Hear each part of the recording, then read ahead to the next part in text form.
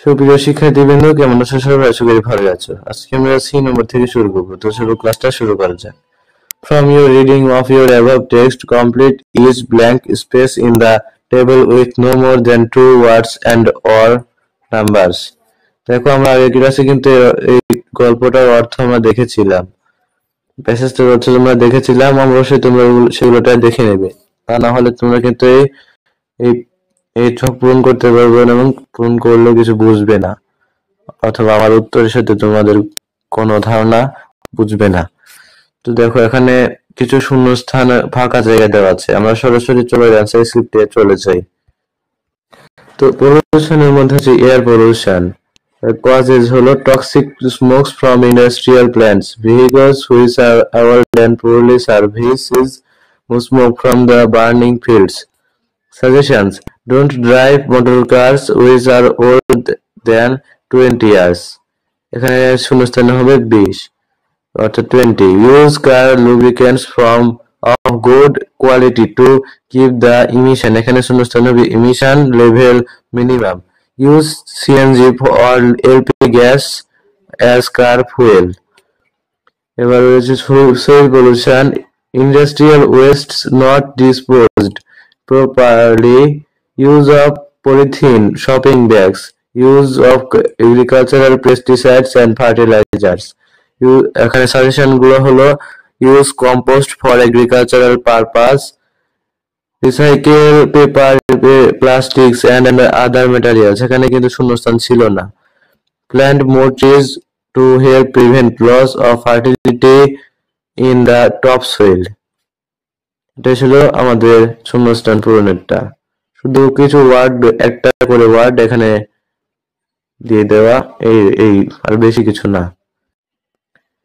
এরপরে হচ্ছে in groups of 4 prepare a summary in 100 words of the topic below. First, work together to prepare a draft. When the draft is complete, select a group member to read it to the class. অর্থাৎ আমরা একটা দল তৈরি করতে হবে, 4 জনের, 100 ওয়ার্ডের একটা প্যারাগ্রাফ লিখতে হবে এই বিষয়ে। টপিক হলো polluting the land means polluting the water. তারপরে এটা একজন মেম্বারকে দিয়ে উপস্থাপন অর্থাৎ প্রেজেন্টেশন করতে হবে। তো চলো অ্যান্সার স্ক্রিপ্টে আমরা চলে যাই।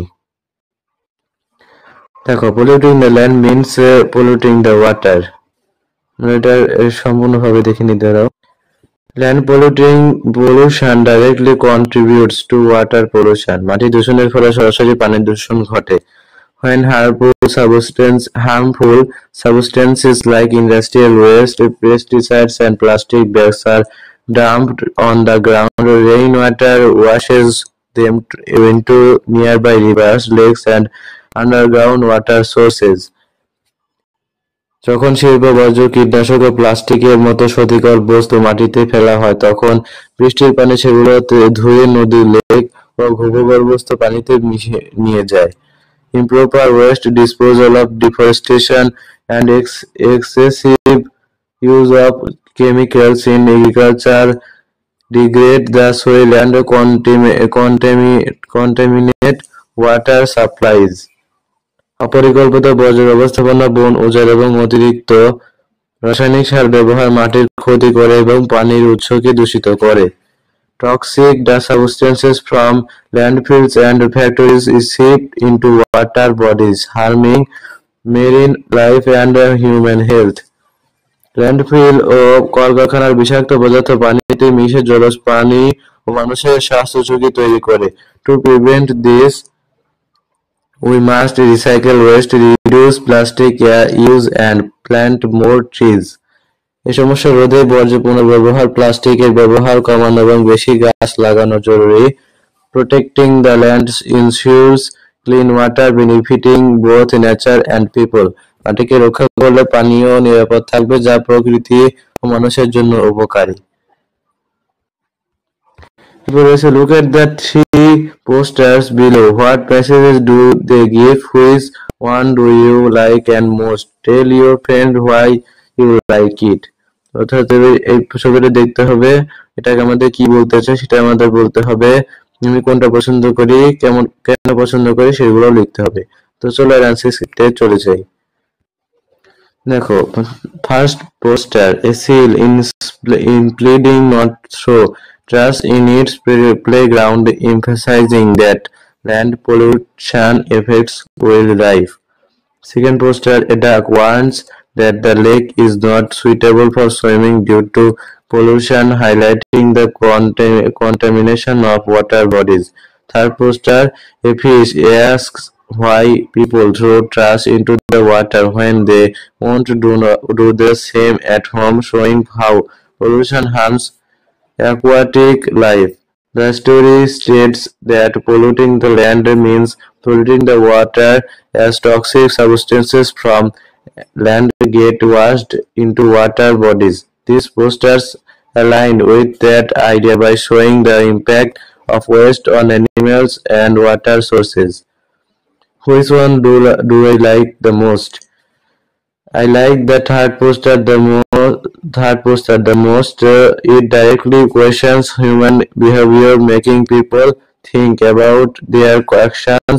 It connects with the story's message that land pollution leads to water pollution, harming both nature and living beings. এটা তোমরা জেনে নিলে ভালো হয়। তিনটি পোস্টার ভূমি ও জল দূষণের ক্ষতিকর দিক সম্পর্কে বার্তা দিচ্ছে। প্রথম পোস্টারে আছে একটি সিল প্রার্থনা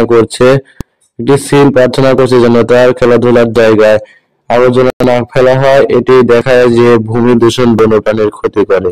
দ্বিতীয় পোস্টার, একটি হাঁস সতর্ক করছে যে এই লেক পারিবারিক সাঁতারের জন্য নয়, কারণ এটি দূষিত হয়ে গেছে। এটি পানি দূষণের ভয়াবহতা তুলে ধরেছে।